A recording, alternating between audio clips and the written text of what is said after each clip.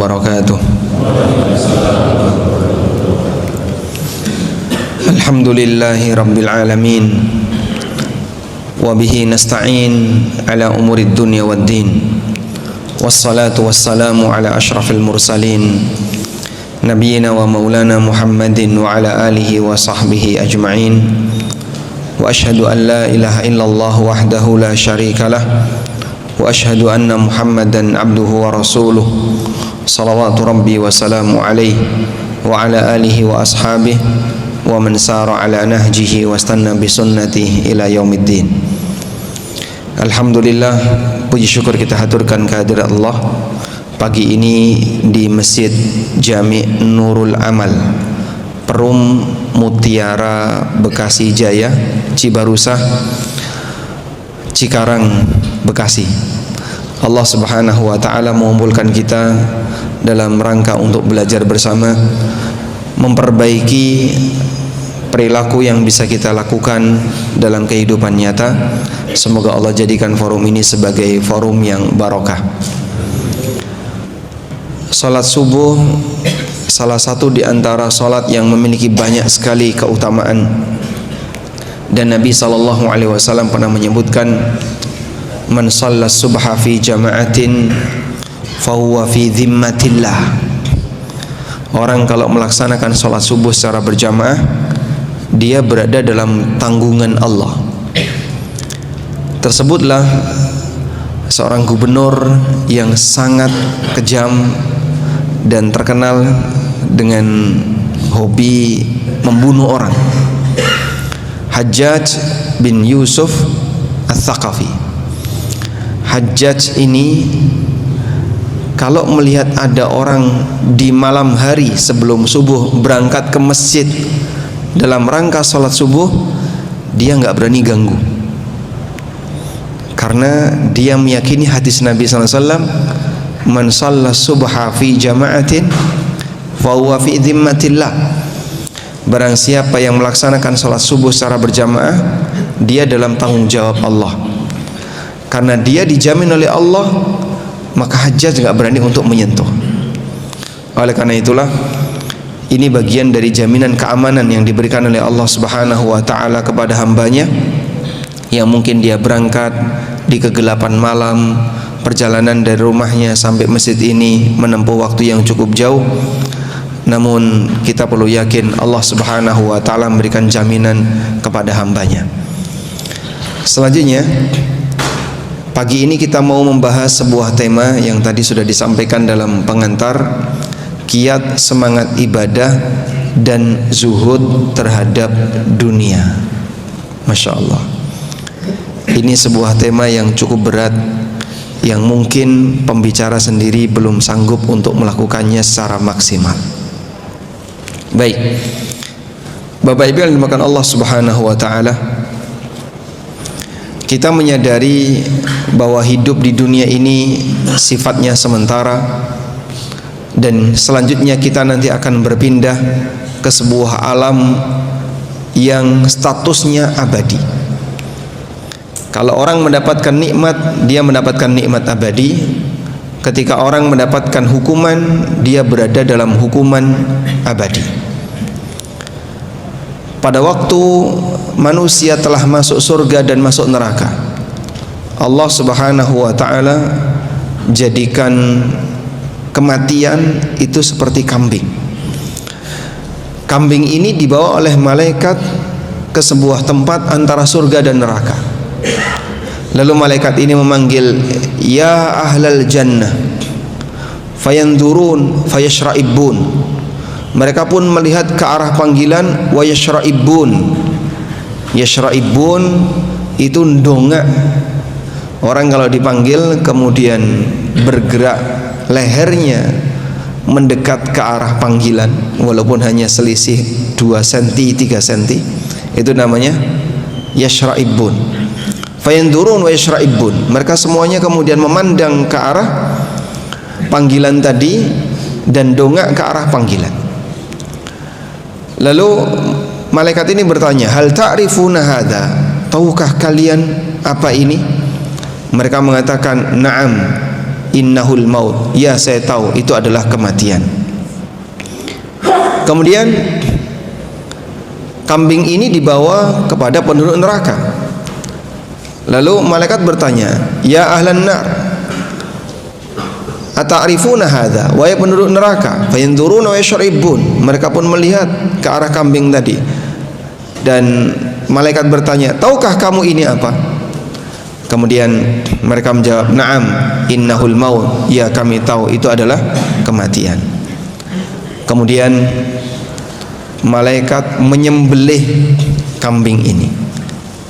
Lalu dia mengatakan, ya ahlal jannah khuludun fala mauta, wa ya ahlan nar khuludun fala mauta, wahai penduduk surga, kalian kekal abadi, tidak akan ada kematian selamanya. Dan wahai penduduk neraka, kalian kekal abadi, tidak akan ada kematian selamanya. Dalam situasi itu, yang bahagia makin bahagia, yang sengsara makin sengsara. Demikianlah kondisi hidup yang abadi, yang tidak ada ujungnya, tidak ada hari berikutnya. Maka disebut oleh Allah sebagai al-yaumul akhir, hari yang terakhir. Karena itu Allah Subhanahu wa taala mengajak kita untuk merenungkan. Dalam surat Al-Baqarah Allah berfirman, la'allakum tatafakkaruna fid dunya wal akhirah, agar kalian merenungkan hakikat dari kehidupan dunia dan akhirat. Hasan Al-Basri memiliki sebuah pernyataan yang dikutip oleh Al-Hafidz Ibnu Katsir, la'allakum tatafakkaruna fid dunya wal akhirah falyu'lam anna dunya, hendaknya orang itu menyadari bahwasanya dunia daru bala'in thumma daru fana, dunia ini isinya ujian, kemudian nanti ujungnya adalah kebinasaan. Siapapun yang hidup di dunia ini pasti akan diuji oleh Allah, dan ujian itu tidak selamanya. Mungkin ada orang yang merasakan hidup ini nggak enak, dia sedang sakit, nggak sembuh-sembuh, atau dia punya beban utang yang berat, atau dia punya masalah keluarga, dia punya masalah A, punya masalah B, punya masalah C. Pahit-pahit, tapi tidak selamanya. Semua ujian ini pasti akan berakhir. Ada dua kemungkinan. Kemungkinan yang pertama, manusia ini meninggal dalam posisi ujiannya itu belum hilang. Ada nggak Pak orang yang sakit sampai mati sakitnya belum sembuh? Banyak. Sehingga dia diuji oleh Allah dalam bentuk penyakit, dan sakitnya itu bertahan melekat pada diri orang ini sampai orangnya meninggal dunia. Sampai dia mati sakitnya belum sembuh. Kira-kira dia yang sakit sampai mati belum sembuh, kemudian dia mati dalam kondisi sakit tadi, su'ul khatimah atau husnul khatimah? Su'ul khatimah atau husnul khatimah? Ya? Tidak tahu? Tidak tahu. Ada indikasi apa yang bisa kita jadikan sebagai alat untuk menentukan ini su'ul khatimah dan husnul khatimah? Ya? Suasana batin dia, kesabaran dia. Anda jangan memahami bahwasanya husnul khatimah itu hanya terbatas bagi mereka yang mati dalam keadaan sujud, yang mati ketika salat, atau yang mati ketika di medan jihad, atau mati ketika ibadah yang lainnya. Nabi Muhammad SAW itu meninggal dunia dalam kondisi beliau sakit di pangkuan Aisyah. Beliau tidak meninggal dalam kondisi sedang sujud atau sedang salat. Abu Bakar As-Siddiq radhiyallahu anhu, beliau meninggal dunia dalam keadaan beliau sedang sakit di atas ranjang. Beliau wafat. Khalid bin Walid radhiyallahu anhu walaupun rajin jihad, tapi beliau wafat ketika kapan? Pada saat beliau berada di atas kasurnya. Maka bukanlah definisi husnul khatimah hanya terbatas ketika seorang hamba dia dalam keadaan ibadah kemudian mati. Husnul khatimah adalah saat kita mati kita memiliki akidah yang lurus, Saat kita mati kita nggak punya dosa syirik. Saat kita mati kita tidak punya kezaliman kepada orang lain yang belum terselesaikan. Saat kita mati kewajiban telah kita tunaikan. Kita melaksanakan sholat, kita puasa Ramadan. Saat kita mati kita tidak membawa akidah yang menyimpang. Kalau Anda mengalami seperti ini, berharaplah husnul khatimah, sehingga perjalanan untuk bisa memiliki husnul khatimah akumulasi dari apa yang dialami oleh seorang hamba selama hidupnya. Walaupun yang menentukan adalah bagaimana kualitas ketika dia berada di ujungnya. Maka ibadah seorang muslim, di sana ada ibadah lahir dan ada ibadah batin. Ibadah lahiriah, gerakan fisik dan bacaan yang dia lakukan. Ibadah batin, bagaimana dia bisa menjaga iman dan memiliki akidah yang lurus kepada Allah Subhanahu wa ta'ala. Apabila seorang muslim dia bisa menjaga dua ini sampai mati, berarti dia telah berhasil untuk menjadi ahli ibadah.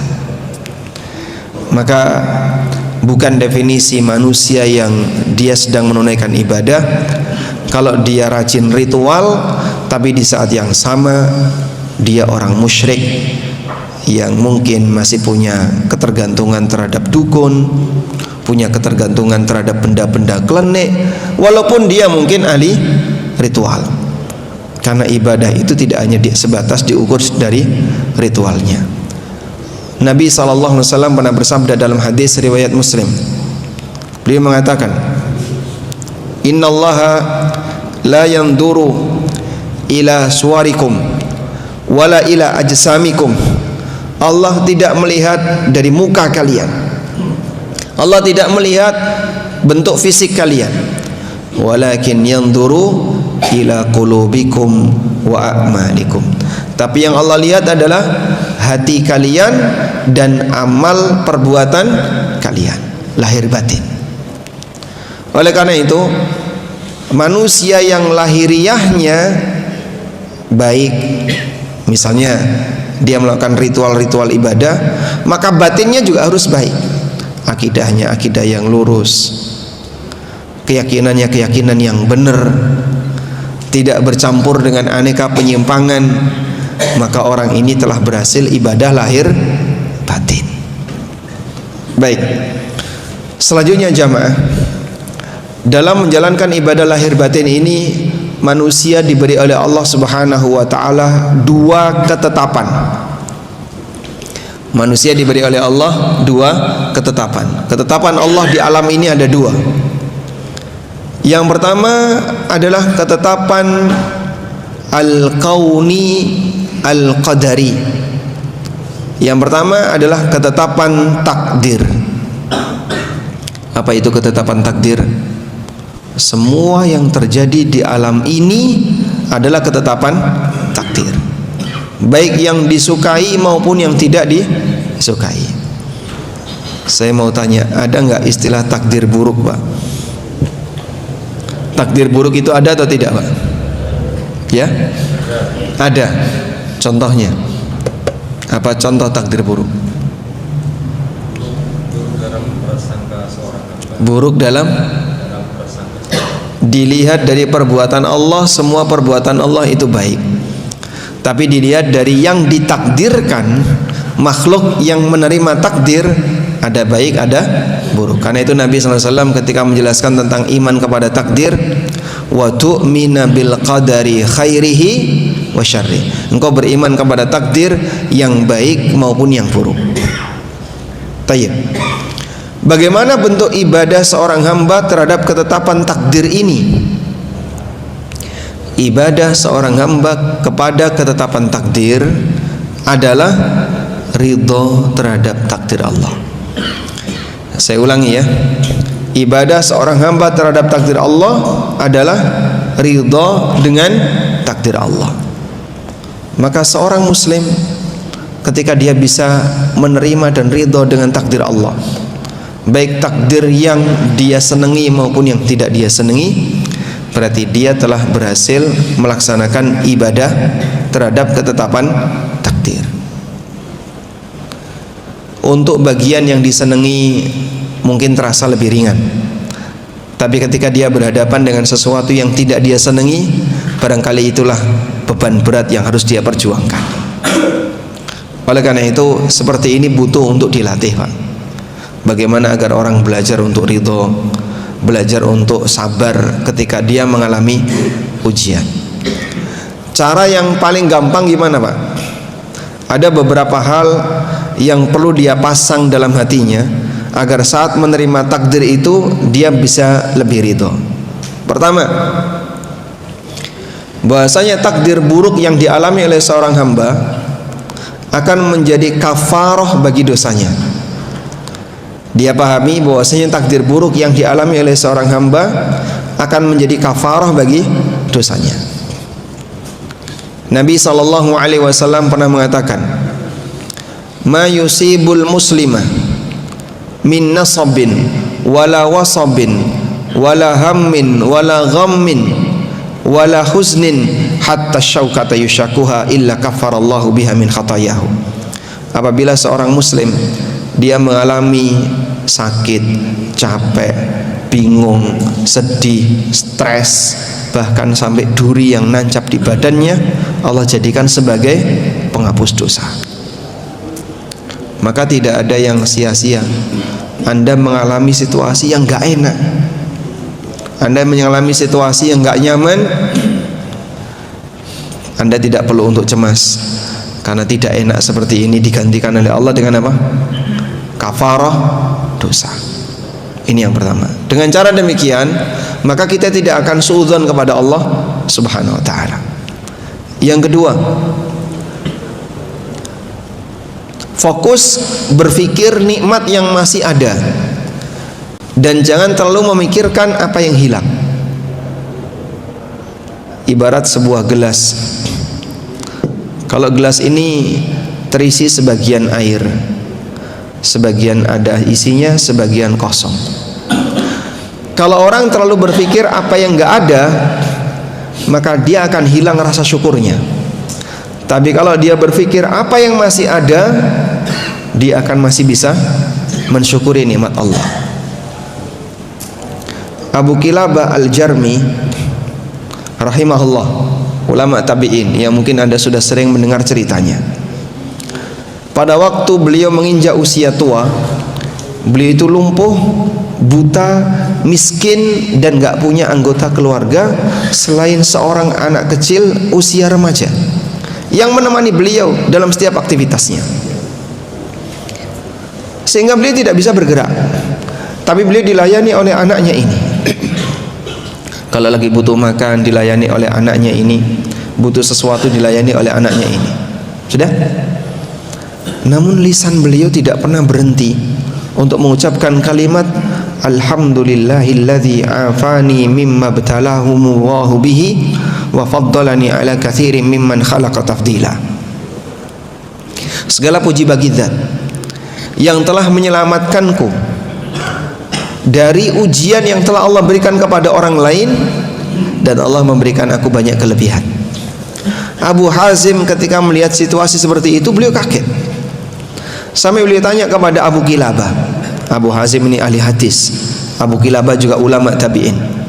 Maka Abu Hazim tanya kepada Abu Kilabah, apa yang membuat Tuan selalu mengucapkan kalimat ini? Padahal orangnya itu sudah tua, lumpuh, buta, miskin, gak punya keluarga, hanya ditemani oleh seorang anak remaja. Lalu Abu Kilabah mengatakan, coba kamu lihat di luar sana, ada nggak orang kafir yang mengalami sakit? Ada. Dia sakit, aku sakit. Dia kafir dan aku masih punya iman. Coba kamu lihat di luar sana, ada nggak orang yang tenggelam dengan aneka kehidupan dunia sehingga dia lupa untuk berzikir kepada Allah? Oh, banyak. Mereka lupa berzikir kepada Allah, dan Allah memberikan aku hidayah untuk selalu berzikir kepadanya. Kau lihat yang ada di luar sana, ada nggak orang yang dia sudah nggak bisa bicara karena bisu? Banyak. Aku masih bisa bicara, akalku masih sehat, aku tidak gila. Dalam posisi seperti ini, beliau memikirkan apa?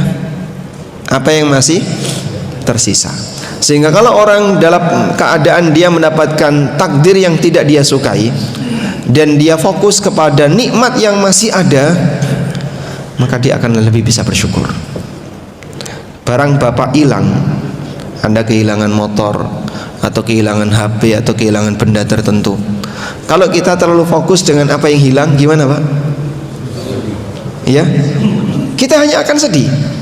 Tapi kalau Bapak fokus kepada yang masih sisa, motor satu hilang tidak apa-apa, di rumah masih ada 100. Mobil satu hilang tidak apa-apa, di rumah masih ada sekian mobil. Maka kita akan lebih terasa ringan. Pikirkan apa yang masih ada dan jangan pikirkan apa yang hilang. Karena orang kalau terlalu fokus memikirkan apa yang hilang, yang terjadi dia tidak akan produktif dan justru dia akan malah bingung, stres, sedih dan seterusnya. Baik, inilah cara mengatur batin agar kita bisa beribadah dalam bentuk ridha dengan ketetapan Allah yang tidak kita sukai. Selanjutnya kita beralih kepada ketetapan syariat. Ketetapan syariat di sana ada yang bentuknya perintah, larangan dan aturan.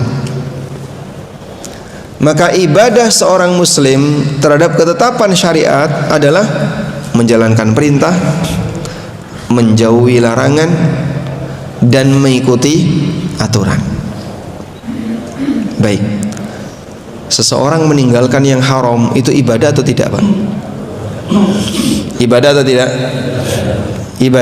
Ibadah itu bentuknya ada berapa sih Pak? Berkaitan dengan ibadah syariat. Hukum syariat itu ada 5: wajib, sunnah, mubah, makruh, haram. Dan ibadah berdasarkan definisi dari Syekhul Islam. Syekhul Islam menerjemahkan ibadah dengan pernyataan ismun jami' likulli ma yuhibbuhullah wa yardah. Semua amal lahir maupun batin yang dicintai dan diridhai oleh Allah, itulah ibadah.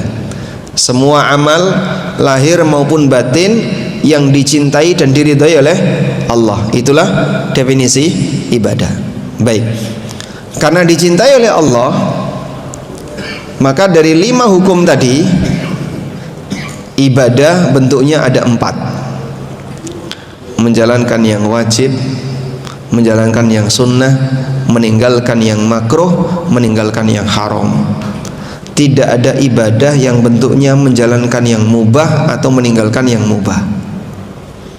Dipahami Pak? Saya ulangi ya.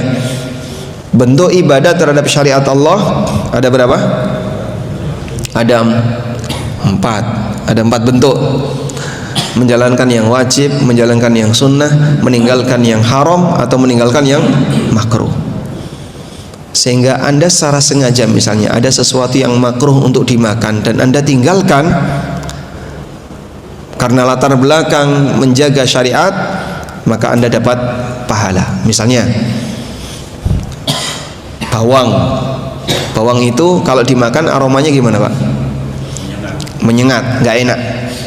Sehingga kalau dipakai untuk sholat, ya nanti keluar bau yang tidak enak.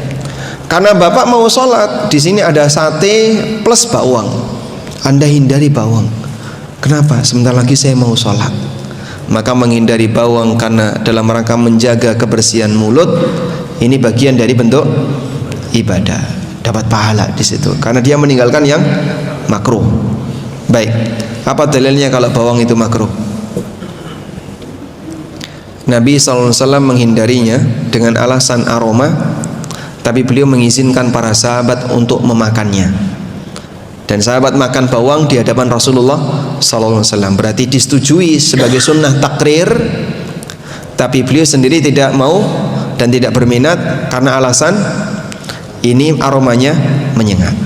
Baik, selanjutnya, tidak ada ibadah yang bentuknya tengah tadi Pak, menjalankan yang mubah atau meninggalkan yang mubah.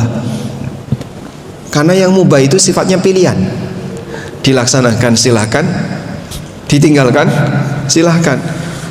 Artinya tidak ada nilai pujian maupun celaan, sehingga orang melakukan amal mubah tidak ada sisi terpuji dan tidak ada sisi tercela, karena mubah itu sifatnya pilihan.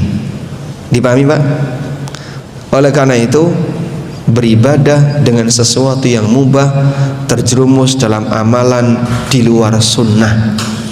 Beribadah dengan sesuatu yang mubah berarti dia melakukan amalan yang tidak sejalan dengan sunnah. Contoh, saya itu kalau pakai peci hitam seperti ini Pak, saya merasa dosa-dosa saya rontok semuanya. Benar atau salah Pak? Salah. Kenapa salah? Karena pakai peci hitam ini sifatnya mubah. Kamu mau pakai peci warna hitam, warna pink, warna ungu, ya terserah. Karena yang namanya peci itu hanya sebatas pakaiannya sifatnya mubah. Paham ya? Ada orang merasa, saya kalau pakai jubah warna seperti ini, saya merasa seperti diselimuti oleh malaikat. Masya Allah. Dari mana kamu tahu? Loh, katanya seperti itu. Padahal yang namanya jubah adalah sesuatu yang mubah. Maka dia beribadah dengan memakai jubah seperti ini, berarti dia beribadah dengan sesuatu yang mubah. Dan masih banyak aneka pelanggaran yang terjadi di masyarakat. Dia melakukan hal yang mubah dengan niat ibadah. Sebagian orang memahami bahwasanya pakaian tertentu itu ibadah. Wah, saya senang pakaian kayak gini. Kenapa? Oh, ini pakaian Nabi SAW. Dari mana Bapak tahu kalau ada pakaian seperti itu? Pakaian itu juga yang dipakai oleh orang musyrik. Karena pakaian Rasulullah SAW itu sama sebagaimana pakaian masyarakatnya. Tidak ada model pakaian khusus yang diajarkan oleh beliau. Maka dalam berpakaian itu bedakan antara model dengan aturan, dengan adab. Kalau model, beliau berpakaian sesuai dengan model yang berlaku di masyarakatnya. Tapi kalau adab dan aturan, beliau punya beberapa bimbingan khusus. Tidak boleh isbal, kemudian tidak boleh berlebihan dengan menggunakan kain ya, sampai ngelembret tangannya tertutup sampai bawah gitu misalnya. Kemudian apalagi, tidak boleh ketat, tidak boleh transparan. Nah yang seperti ini aturan. Tapi kalau model silahkan. Ini disesuaikan dengan kondisi masing-masing masyarakat. Baik, sekarang saya mau tanya, makan itu ibadah atau bukan? Makan ibadah atau bukan? Ibadah. Berarti suka makan, suka ibadah. Hah? Tergantung amalan batinnya. Amalan batinnya apa?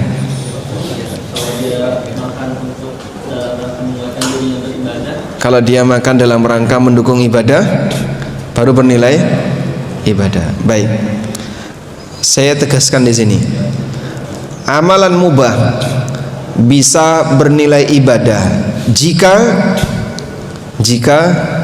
dijadikan sebagai sarana untuk mendukung ibadah.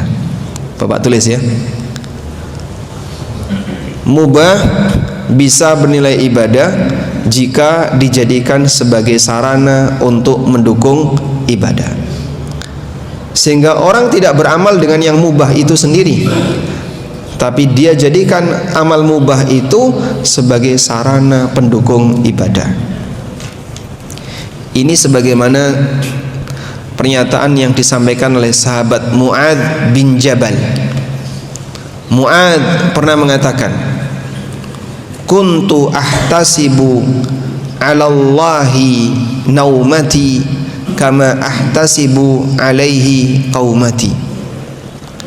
Aku mengharapkan pahala dari Allah dengan tidur yang aku kerjakan, sebagaimana aku mengharapkan pahala dari Allah dengan tahajud yang aku lakukan. Mu'adz mengatakan bagaimana?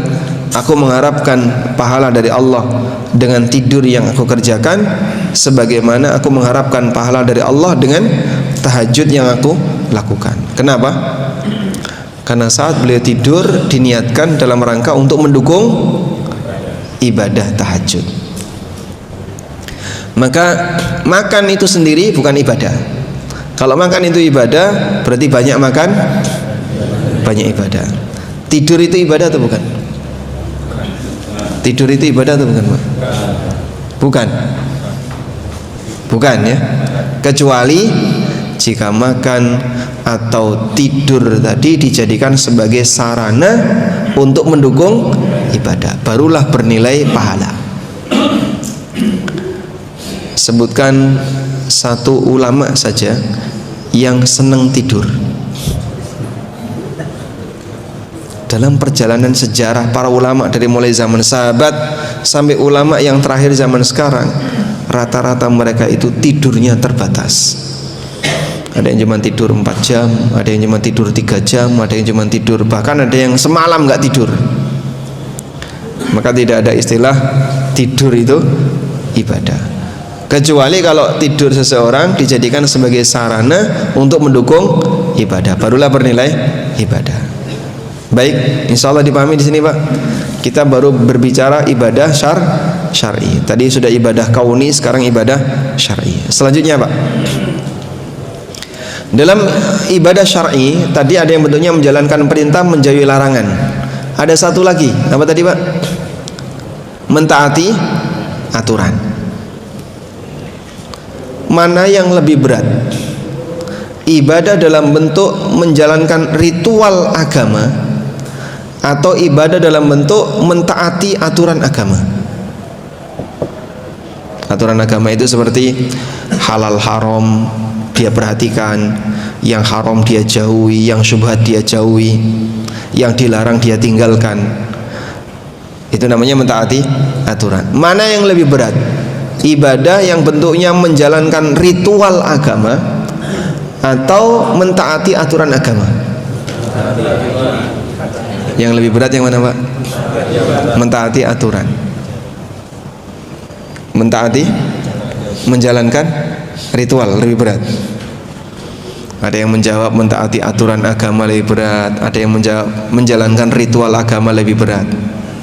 Coba indikatornya apa, Pak? Untuk bisa Anda sebut itu lebih berat.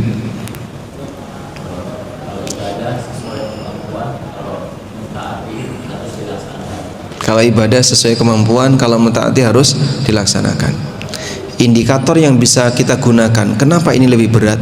Kenyataannya banyak orang yang gagal. Ada orang yang rajin sholat, rajin puasa sunnah, rajin tahlilan, rajin dikiran, rajin sholawatan, koruptor. Ada, Pak? Ada? Ada. Berarti dia apa? Bisa melaksanakan ritual tapi gagal mentaati aturan. Bahkan mungkin dia sering umroh, dia sering haji, tapi korupsi kuota haji. Berarti apa ini? Berhasil dari sisi ibadah ritual tapi gagal melaksanakan ibadah taat aturan. Dan seperti ini di Indonesia banyak sekali, Pak. Maka mungkin Bapak bisa jumpai orang itu rajin sholat, tapi kalau utang ngilang, arisan ngemplang, giliran masalah muamalah, paling alot itu, nggak mau kalah, pokoknya harus ini, pokoknya harus anu. Berarti dia sukses dari si ibadah ritual tapi gagal ibadah taat aturan. Makanya kalau ada komentar seperti ini, itu kelompok apa sih, Pak? Isinya kok cuman kajian, sini kajian. Ibadahnya kapan itu? Tiap hari cuman kajian. Apa kau kira yang kajian itu nggak ibadah, Pak? Dia itu sedang mengenali hukum Allah, aturan-aturan Allah, untuk kemudian dia praktekkan dalam kehidupan nyata. Dia tinggalkan riba, dia tinggalkan goror, dia tinggalkan harta haram. Setelah dia kenal, dia tahu tentang mana yang halal, mana yang haram. Di titik ini banyak orang gagal. Jangan remehkan mereka yang belajar. Mereka sedang beribadah taat aturan, di mana banyak orang gagal dalam menjalankannya. Makanya coba Anda bisa perhatikan ya, antara mereka yang bilang paling rajin bersolawat, paling rajin baca tahlil, paling rajin ini, dalam masalah riba mereka nggak pernah peduli, sehingga jarang kita jumpai kajian mereka bertema riba, karena mereka nggak pernah menyinggung masalah itu. Bahkan bisa jadi tokohnya sendiri adalah pelaku riba. Jadi mana yang lebih berat, ibadah ritual atau taat aturan? Kalau hanya sebatas ibadah ritual, iblis dulu itu rajin ritual. Sebelum iblis diusir dari surga, kondisi dia apa? Rajin ritual ibadah, rajin dzikir, rajin sholat, sampai akhirnya gabung dengan malaikat. Iblis itu jin atau malaikat? Jin atau malaikat? Jin. Apa dalilnya? Kana minal jinni fafasaqa an amri rabbih, seperti keterangan Allah di surat Al-Kahfi. Iblis itu berasal dari jin, dan dia sendiri juga mengatakan pada waktu ditanya oleh Allah, ma mana'aka an tasjuda id amartuk, apa yang menghalangimu untuk sujud ketika aku perintahkan kamu? Qala, iblis ini mengatakan, ana khairum minhu khalaqtani min narin, aku lebih baik daripada Adam, kau ciptakan aku dari api. Kau ciptakan aku dari api. Wa khalaqtahu min tin, dan kau ciptakan dia dari tanah. Sehingga iblis yang tercipta dari api menunjukkan kalau dia adalah bangsa jin. Wa khalaqal janna mim marijin min nar. Kalau dia berasal dari jin, lalu kenapa dia bisa kumpul bersama para malaikat? Karena rajin ibadah ritual. Maka kalau sebatas ibadah ritual, iblis dulu rajin ibadah ritual. Begitu dikasih perintah oleh Allah, dikasih aturan oleh Allah, dan dia tidak mau taat, ibadah ritual tadi tidak ada nilainya. Makanya Nabi SAW mengingatkan ya, orang kalau lagi puasa tapi nggak bisa jaga lidah, tidak bisa jaga perbuatan dan amalan sehari-hari, nggak bisa jaga diri dari maksiat, puasanya gimana Pak? Nggak ada nilainya. Nabi SAW bersabda, man lam yada' qaulaz zur wal amala bihi fala hajata lillah min ayyada'a ta'amahu wa syarabah. Siapa yang tidak bisa meninggalkan ucapan zur, ucapan dusta, ucapan dosa, atau amalan dosa yang lainnya, maka Allah tidak butuh ketika dia meninggalkan makan dan minumnya. Dalam hadis yang lain Nabi SAW mengatakan, rubba sha'imin hadduhu min siyamil ju' wal atas. Betapa banyak orang yang puasa, yang dia dapatkan hanya lapar dan haus. Pahalanya kemana? Hilang. Ritual ibadah puasa dianulir oleh Rasulullah SAW, nggak diakui ketika orangnya tidak taat aturan. Maka ibadah taat aturan ini berat jamaah, sehingga kita butuh berlatih bagaimana agar bisa taat aturan melalui cara banyak belajar. Selanjutnya, setelah kita paham tentang aneka ibadah tadi dan bagaimana peta ibadah yang Allah berikan kepada hambanya, insya Allah Anda sudah bisa nyatet ya. Ibadah tadi ada berapa Pak? 2, 1. Hah? Ibadah batin. Ibadah batin bentuknya apa? Menjaga iman, akidah yang lurus, menjaga diri berada di atas pemahaman agama yang benar, itu ibadah batin. Penyimpangan yang terjadi pada ibadah batin saat orang menjadikan budaya sebagai agama. Ada nggak Pak keyakinan masyarakat yang muncul karena budaya? Ada? Contohnya? Contohnya? Hah? Apa Pak? Contoh keyakinan yang berasal dari budaya. Sunda Wiwitan itu dari mana Pak? Budaya. Kejawen, budaya. Sehingga dia punya keyakinan yang beragam. Ulan Suro, Ulan Ciloko itu ada di mana? Jogja dan sekitarnya. Di Cikarang ada nggak? Nggak ada, karena budaya kita beda. Anda punya budaya sendiri, orang Jawa Tengah, Jogja dan sekitarnya punya budaya sendiri. Mereka punya keyakinan bulan Muharram itu bulan sial. Orang sini karena tidak punya keyakinan seperti itu, tidak punya budaya kayak gitu, tidak ada keyakinan kayak gitu, Pak. Sehingga yang bingung itu orang Cikarang nikah dengan orang Jogja, Masya Allah. Yang sini menetapkan tanggal 5 Muharram akadnya, yang sana nggak terima, nggak bisa, jangan bulan Muharram. Loh kenapa? Ini kan pas tanggal bagus ini, merah semua, long weekend. Nggak, jangan yang ini, Pak. Bingung ya? Ya sudahlah, kita batalkan saja. Wes kadung tresno. Baik. Maka budaya silahkan berbudaya, tapi jangan dijadikan agama. Kesalahan yang paling parah adalah ketika budaya dijadikan agama. Karena itulah orang musyrikin saat mereka diingatkan oleh Allah untuk meninggalkan kesyirikan, alasan mereka apa? Ini peninggalan leluhur. Bahasa lainnya, ini adalah budaya. Inna wajadna aba'ana ala ummatin wa inna ala atharihim muqtadun. Kami jumpai nenek moyang kami, leluhur kami mengikuti budaya seperti ini, dan kami derek mereka, kami mengikuti mereka. Baik, selanjutnya kita akan berlatih hidup zuhud terhadap dunia. Ada sebuah teori tentang zuhud yang disampaikan oleh Ibnul Qayyim.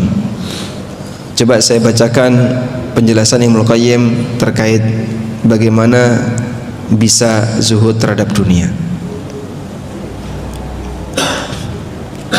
Bapak Ibu yang dimuliakan Allah Subhanahu wa taala. Bisa enggak orang kaya itu hidup zuhud? Bisa? Bisa.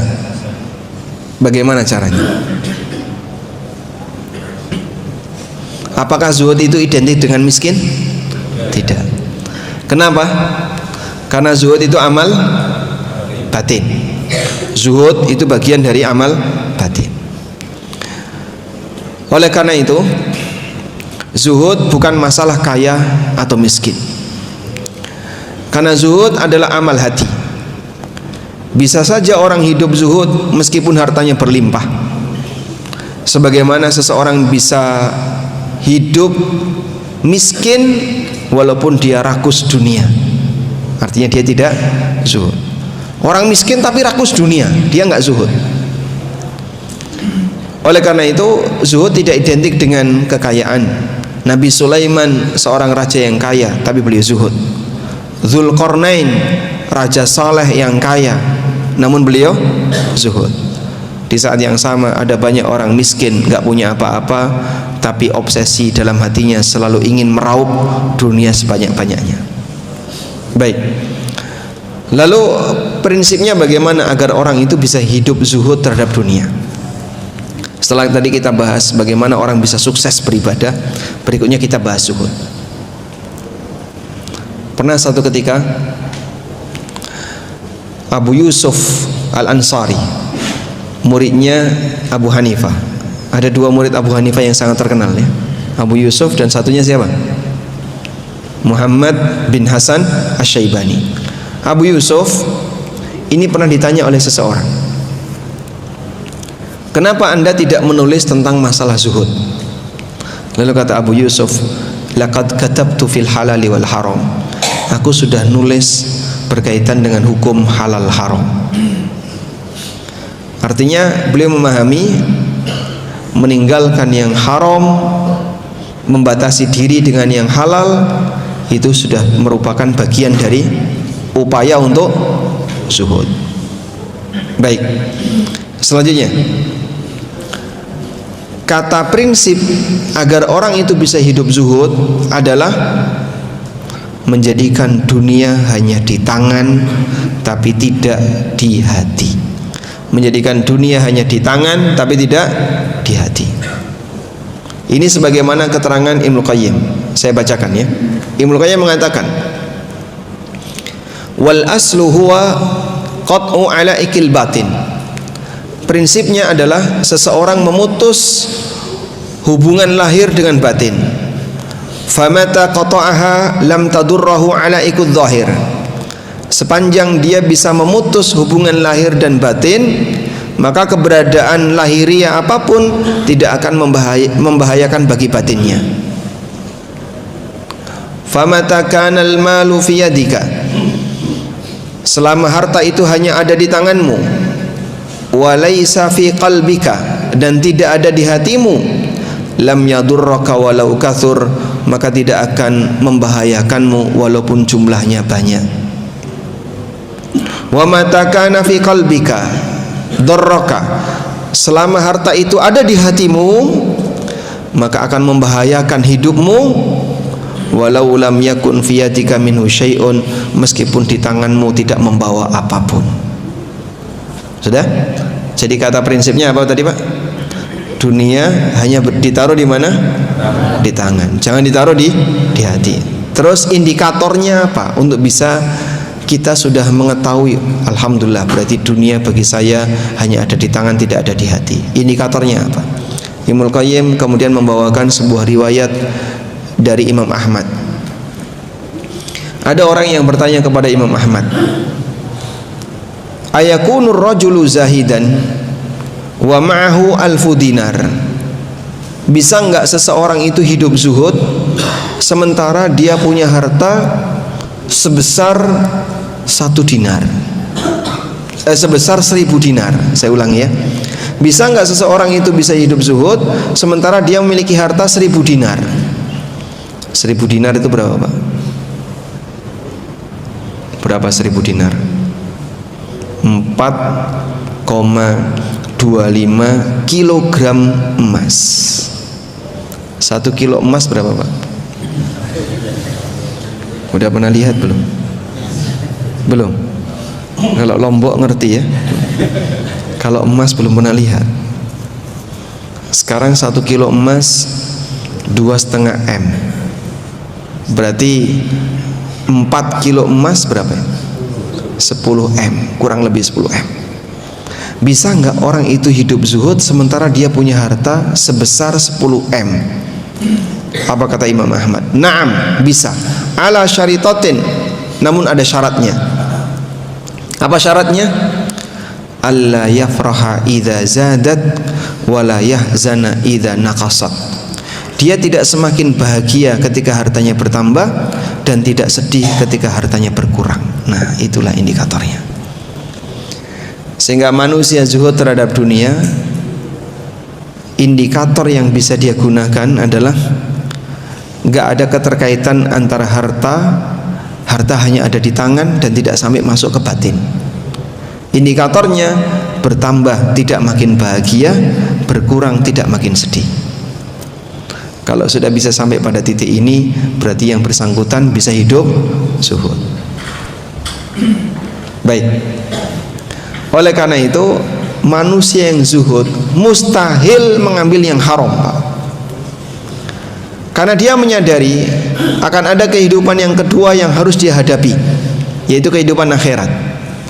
Maka dia akan berusaha untuk menghindari sesuatu yang membahayakan hidupnya di yaumil qiyamah. Walihada, lalu kata Ibnu Qayyim, karena alasan inilah kana sahabatu azhadal ummah ma'a ma bi aidihim minal amwal. Para sahabat Nabi sallallahu alaihi wasallam adalah kelompok masyarakat yang paling zuhud walaupun mereka punya banyak harta. Sahabat punya banyak harta tapi mereka zuhud karena harta itu hanya ada di mana? Di tangan, tidak sampai di hati. Baik. Kalau Bapak punya mobil keserempet penyok, kepikiran nggak Pak? Hah? Sedih? Sedih, berarti belum bisa zuhud. Punya motor misalnya, terus hilang salah satu onderdilnya, kepikiran? Kepikiran, berarti belum bisa zuhud. Bertambah tidak makin bahagia, berkurang tidak sedih, itulah zuhud. Anda dapat kenaikan gaji, seneng nggak? Belum bisa zuhud. Makanya kayak gini perlu latihan panjang. Sehingga Imam Malik, salah satu di antara contohnya praktek zuhud, beliau kan punya perahu. Madinah dengan laut itu jauh atau dekat? Lebih jauh daripada Mekah dengan laut ya. Madinah kalau mau ke laut harus lewat Badar. Posisi Badar itu tidak jauh dari laut. Yanbu, Badar itu dekat, dan itu berada di pesisir barat Laut Merah di Jazirah Arab. Imam Malik itu punya perahu. Beliau dapat kabar, wahai Imam Malik, perahu Anda tenggelam. Alhamdulillah. Ya sudah. Tiba-tiba dengar kabar lagi, wahai Imam Malik, nggak jadi, ternyata yang tenggelam bukan punya bapak, tapi punya orang lain. Alhamdulillah. Sehingga di posisi ketika beliau dapat kabar hartanya hilang, santai, hartanya bertahan, santai. Inilah manusia yang hartanya hanya ada di luar, tapi tidak sampai masuk ke batin. Beda dengan kita ya. Mobil penyok itu dipentelengin terus. Penyok makin dipenelengin, ya makin penyok, makin gede kan. Baik. Lalu cara untuk bisa sampai pada tingkatan seperti itu bagaimana? Manusia itu butuh harta atau tidak, Pak? Butuh. Dan biasanya cinta itu berbanding lurus dengan kebutuhan. Maka makin dibutuhkan makin dicintai. Sehingga karena orang merasa sangat butuh, maka dia merasa sangat cinta. Dalam kondisi ketika orang itu butuh uang, dia mencintai uang melebihi dari bahan makanan, karena bahan makanan melimpah. Ketika bahan makanan ini terbatas, kecintaan orang kepada bahan makanan lebih besar daripada kepada uang. Karena itulah di zaman Nabi Isa, pada waktu beliau memimpin kaum muslimin, Nabi Isa ini mampu mengalahkan pasukan Dajjal, tapi tidak mampu mengalahkan Ya'juj dan Ma'juj. Maka sebelum Ya'juj dan Ma'juj dikeluarkan, kaum muslimin diperintahkan untuk apa? Mengamankan diri. Kalian percuma melawan Ya'juj dan Ma'juj, karena pasti akan kalah. Akhirnya mereka diungsikan di sebuah bukit yang tidak bisa dijangkau oleh Ya'juj dan Ma'juj. Dalam waktu yang cukup lama, sampai dikatakan oleh Nabi SAW, satu kepala sapi lebih mahal daripada 100 dinar. Harga makanan ketika itu mahal sekali. Karena apa? Orangnya sedang dalam kondisi dievakuasi, bertahan di sebuah tempat yang sulit untuk mengakses bahan makanan, sehingga mereka hanya menikmati makanan yang tersedia sebagai perbekalan. Sementara di luar sana ada Ya'juj dan Ma'juj, keluar mati sudah. Maka mereka bertahan di situ. Bahan makanan ketika itu harganya mahal. Baik. Lalu bagaimana caranya untuk bisa mengkondisikan agar batin ini tidak terlalu terikat dengan harta? Di sini ada keterangan yang disampaikan oleh Syekhul Islam. Syekhul Islam pernah mengatakan, "Tsumma yanbaghi lahu ay ya'khudhal mala bi sakhawati nafsin liyubarika lahu fihi." Hendaknya seseorang itu mengambil harta dengan jiwa yang tidak bernafsu agar diberkahi. Wala ya'khudhahu bi israfin wa hala'. Dan jangan mengambil harta dengan perasaan takut hilang dan berlebihan ketika mencarinya. Bal yakunul malu indahu. Ini coba diperhatikan kalimat ini ya. Yang ngantuk mungkin disenggol dulu ya. Namun jadikan harta itu baginya bimanzilatil khala, seperti toilet. Alladhi yahtaju ilaihi min ghairi ayyakuna fil qalbi makana.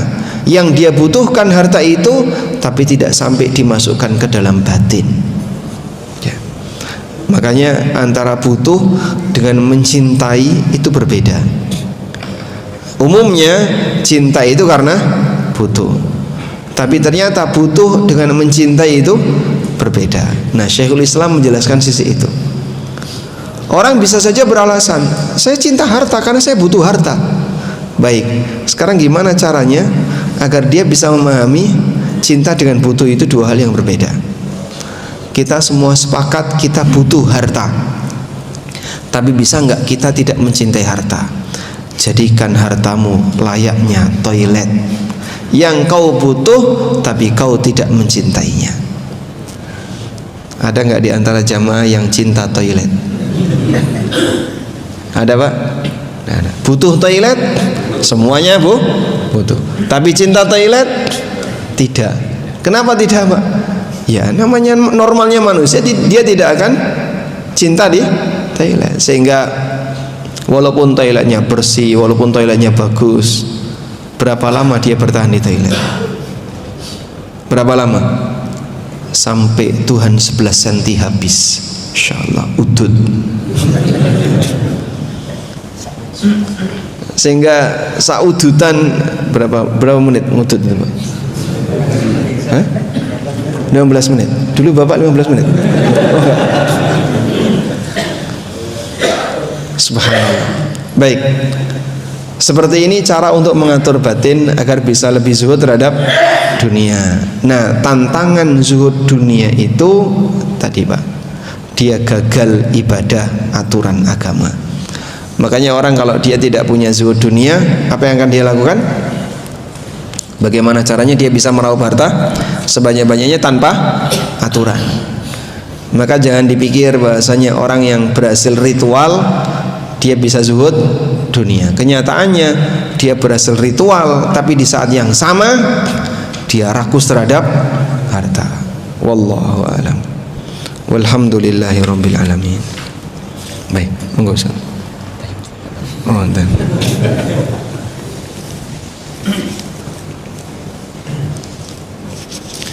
ada beberapa pertanyaan yang sudah masuk. Ada pertanyaan yang tadi malam sempat tertinggal belum terbaca. Seorang ibu bertanya, suami saya suka marah-marah dan mengatakan kepada istrinya, aku ceraikan kamu 3 kali. Itu terhitung 3 kali atau terhitung sekali? Baik. Jadi ini kembali kepada makna dari sebuah kalimat. Kalau kalimat itu diucapkan berulang dalam satu waktu, itu dipahami sebagai pengulangan atau penguatan makna. Nah, kembali ke situ ya. Sehingga misalnya, kamu jangan duduk, jangan duduk, jangan duduk. Oh, berarti saya dilarang duduk 3 kali. Atau maksudnya saya dilarang duduk dan ditekankan sampai 3 kali. Yang mana? Yang kedua. Baik. Contoh yang lain. Kamu harus makan, harus makan, harus makan. Oh, berarti saya disuruh makan 3 kali. Atau maksudnya saya diperintahkan untuk makan dan ditekankan sampai 3 kali. Mana yang benar, yang mana? Yang kedua. Baik. Oleh karena itu ketika seorang suami mengatakan kepada istrinya, aku ceraikan kamu, aku ceraikan kamu, aku ceraikan kamu, dia membawa tasbih, aku ceraikan kamu, aku ceraikan kamu, aku ceraikan kamu, sampai 100 kali satu putaran. Terhitung berapa? 1. Karena pengulangan dalam satu waktu, pengulangan dalam satu waktu itu statusnya penguatan makna. Sehingga seorang suami yang mengatakan aku ceraikan kamu, aku ceraikan kamu, aku ceraikan kamu, atau dia bilang aku ceraikan kamu 100 kali, nah, pakai angka 100 kali di belakang, sudah lebih dari 3 kali ya, maka itu dihitung 1. Wallahu a'lam. Ya. Nah, kalau beda hari, beda waktu, beda tempat, berarti bukan menguatkan makna yang tadi, karena dia menyampaikan ini dalam situasi yang berbeda, sehingga ini dihitung 1, beda waktu dihitung satu lagi. Maka kalau ada seorang suami habis sarapan dia ceraikan istrinya, habis makan siang dia ceraikan istrinya, habis makan malam dia ceraikan istrinya, 3 kali sehari. Ya sudah, sah talak 3 karena di waktu yang berbeda. Wallahu a'lam.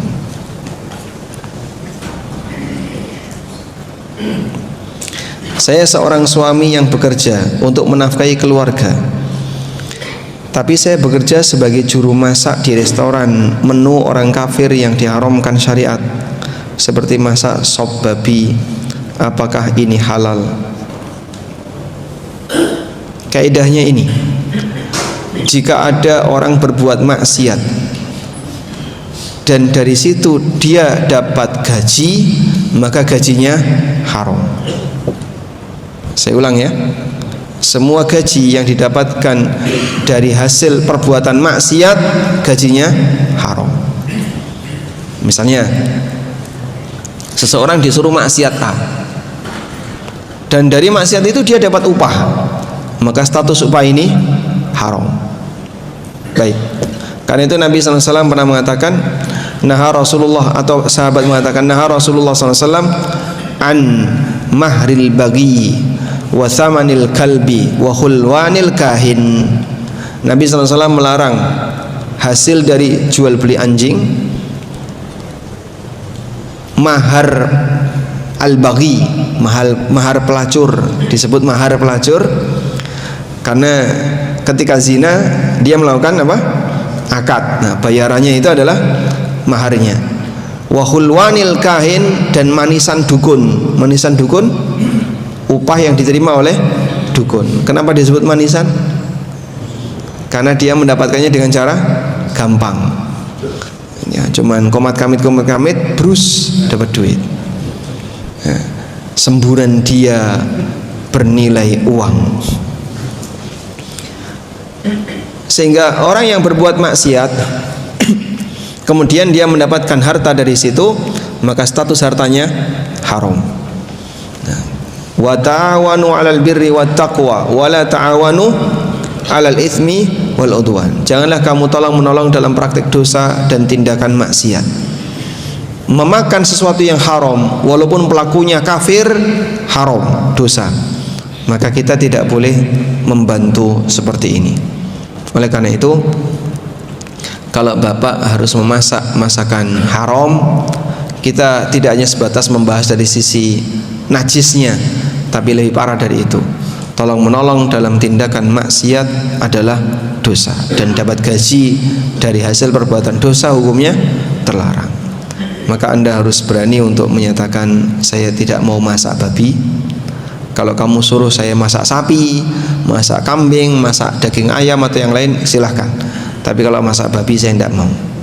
Jika ternyata pihak restoran tidak bersedia, silahkan Anda ya beralih ke sumber pendapatan yang lain. Miliki ibadah apa tadi? Taat aturan, agar kita bisa zuhud terhadap dunia, dimulai dari yang paling mendasar. Saya tidak mau mengambil yang haram, agar bisa bahagia di dunia, hidup nikmat dengan harta, dan meninggal dunia masuk surga. Bagaimana resepnya? Masya Allah. Kecil bermain ria, remaja suka-suka, dewasa foya-foya, tua kaya raya, mati. Masya Allah. Tidak ada kenikmatan yang diraih dengan cara kenikmatan. Laqad ajma'a ahlul aql anna an-na'ima la yunalu bin ni'mah. Seluruh manusia yang punya logika sepakat bahwa kenikmatan tidak diraih dengan cara kenikmatan. Maka untuk bisa mendapatkan kenikmatan tertinggi, yaitu di surga, orang harus melakukan perjuangan ketika di mana? Di dunia. Oleh karena itu, Rasulullah SAW ketika memotivasi para sahabat untuk qiyamul lail, Qiyamul lail berat atau ringan, Pak? Berat ya? Berat. Nabi SAW mengatakan, fa'lam anna sil'atallahil ghaliyah. Ketahuilah bahasanya dagangan Allah itu mahal. Dagangan Allah itu mahal. Maka harus dibayar dengan sesuatu yang berat. Nah, oleh karena itu resepnya agar bisa hidup nikmat dunia, bahagia di akhirat adalah Anda nikmati perjuangan berat ketika di dunia. Menikmati sesuatu yang berat, menikmati ibadah, menikmati meninggalkan sesuatu yang haram, menikmati sabar ketika sedang dapat ujian, menikmati untuk belajar agama, menikmati yang berat-berat ya nikmati.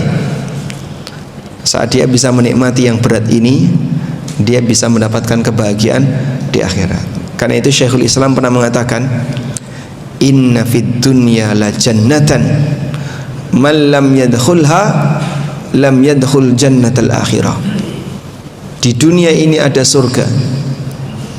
Siapa yang tidak pernah memasuki surga dunia, dia tidak akan bisa memasuki surga akhirat. Masya Allah. Dan yang dimaksud surga dunia adalah beratnya iman, takwa kepada Allah, tapi bisa dia nikmati di saat dia berjuang. Pendaki gunung itu capek nggak, Pak? Capek. Tapi dia bisa menikmati nggak, Pak? Bisa. Bahkan mohon maaf, orang-orang barat itu ya, kalau mendaki gunung itu sendirian, Pak. Dia berani sendirian, bawa kamera, kadang cuma ditemani oleh seekor anjingnya, selama berhari-hari sampai hilang. Bahkan kadang ada yang mati di puncak. Terus mereka apa? Mereka menikmati suasana yang seperti itu. Capek dia nikmati, dingin dia nikmati, ratau adus ya dia nikmati. Mungkin dia nggak mandi selama berhari-hari, cuman ganti pakaian saja. Karena mereka suka berpetualang, sehingga tidak enak itu dia nikmati. Nah, bisa nggak tidak enak ketika kita taat kepada Allah kita nikmati? Menikmati sesuatu yang tidak enak disebabkan karena kita taat kepada Allah, termasuk bagian dari apa? Ibadah. Menikmati ibadah. Mana yang lebih baik, kaya bersyukur atau miskin yang sabar? Anda pilih mana? Ijma. Ijma kaya. Sebab kan jarang orang yang sanggup untuk miskin.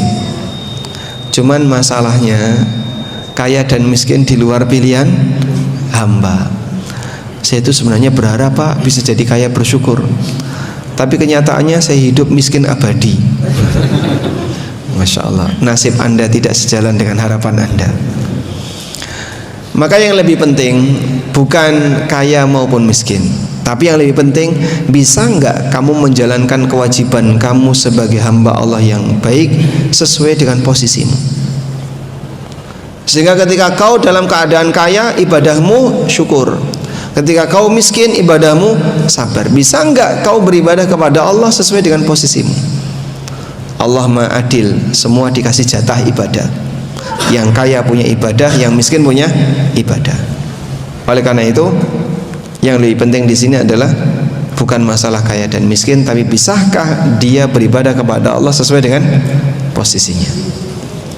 Dulu sebagian sahabat dia merasa bisa lebih bahagia saat hidup susah, seperti Abu Darda. Makanya beliau mengatakan gimana? Al-faqru ahabbu ilayya minal ghina wal maradu ahabbu ilayya minas siha. Miskin lebih saya sukai daripada kaya, sakit lebih saya sukai daripada sehat. Karena Abu Darda merasa di saat beliau miskin dan sakit, beliau itu bisa sabar. Dan mungkin beliau merasa dekat dengan Allah saat sabar, bisa nangis di hadapan Allah, bisa bermunajat di hadapan Allah saat sabar. Yang barangkali ketika lagi enak nggak bisa seperti itu. Itu yang dimaksud oleh Abu Darda. Makanya beliau lebih memilih hidup penuh dengan keterbatasan. Bolehkah berdoa agar bisa kaya? Sementara Nabi SAW berdoa tidak minta kekayaan. Kita boleh berdoa meminta apapun selama meninggalkan dua hal yang dilarang. Satu, doa maksiat termasuk memutus silaturahmi. Yang kedua, doa yang melampaui batas, yang mustahil terjadi. Ya Allah, aku mohon kepadamu, jadikanlah aku seorang nabi. Boleh? Kenapa nggak boleh? Tidak mungkin ada nabi setelah Nabi Muhammad SAW. Ada orang yang tanya, boleh nggak Pak kita berdoa seperti doanya Nabi Isa? Allahumma anzil alaina ma'idatan minas sama. Ya Allah, turunkan kepada kami hidangan dari langit. Arab nggopo to Mas? Saya kok penasaran. Nah, yang sampean harapkan apa? Hidangan dari langit isinya nasi kebuli, kambing bakar. Ra usah teko langit Mas, tuku ning kono-kono Mas. Ini apa? Mukjizat. Mungkin nggak ditiru? Tidak mungkin. Sehingga ada doa yang kita tidak boleh baca, karena doa ini bagian dari mukjizat dan mustahil manusia biasa mendapatkannya. Adakah amal ibadah yang gampang diamalkan tapi ganjarannya banyak? Banyak sekali ya. Ibadah yang amalannya ringan tapi pahalanya besar. Contohnya apa? Subhanallahi wa bihamdihi subhanallahi al-azim. Apa nilai keutamaannya? Dua kalimat yang dicintai oleh Ar-Rahman, ringan di lisan, berat di timbangan. Tiga ini. Dicintai Allah, ringan di lisan, berat di timbangan. Bapak ucapkan subhanallahi wa bihamdi subhanallahil azim, butuh waktu berapa detik? 1, enggak sampai 2 detik. Subhanallahi wa bihamdi subhanallahil azim, mungkin enggak sampai 2 detik. Anggaplah 2 detik. Jadi betapa murahnya ibadah ini, tidak perlu bayar banyak, bahkan gratis. Tapi subhanallah, orangnya bisa mendapatkan pahala yang berat di timbangan. Dan masih banyak ibadah yang lain, termasuk sholawat, sholat qobliyah subuh, kemudian apa lagi Pak? Semua ibadah wajib dan seterusnya.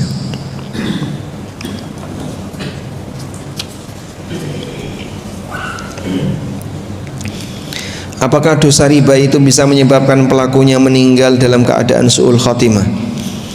Ketika angsurannya belum selesai, pelakunya meninggal dunia. Orang yang membawa dosa riba sampai mati, berarti dia mati dengan membawa dosa besar. Begitu. Terus gimana Pak? Ya mungkin bisa jadi dia akan dihukum oleh Allah di yaumil qiyamah. Oleh karena itu, sebelum mati Pak, dosa-dosa besar seperti ini tolong dihabisin dulu dengan banyak bertobat. Lalu tinggalkan, hati-hati jangan sampai melakukan dosa besar. Karena mati membawa dosa besar, definisinya adalah saat dia melakukan dosa besar, dia belum tobat sampai mati. Makanya yang seperti ini berat, sehingga tinggalkan dosa berat sebelum dosa besar sebelum kematian datang.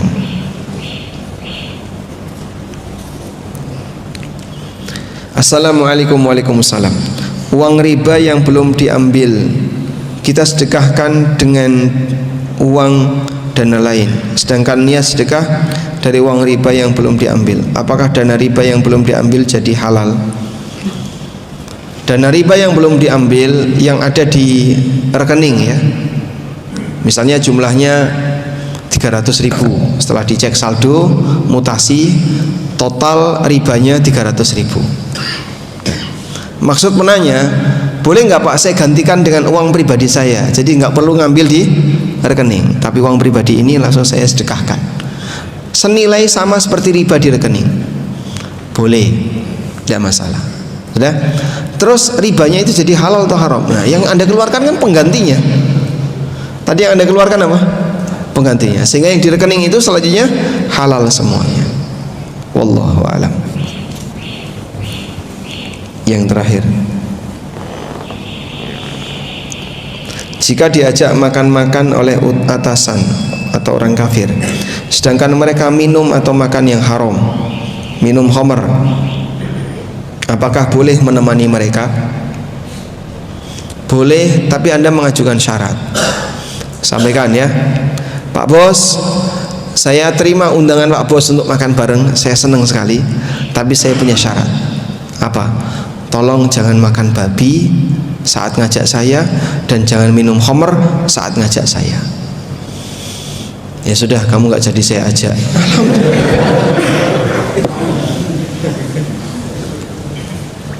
Tampakkan sikap Muslim itu punya prinsip, Muslim punya identitas, sehingga kalau dilarang oleh agamanya sampaikan, agama saya melarang kayak gini.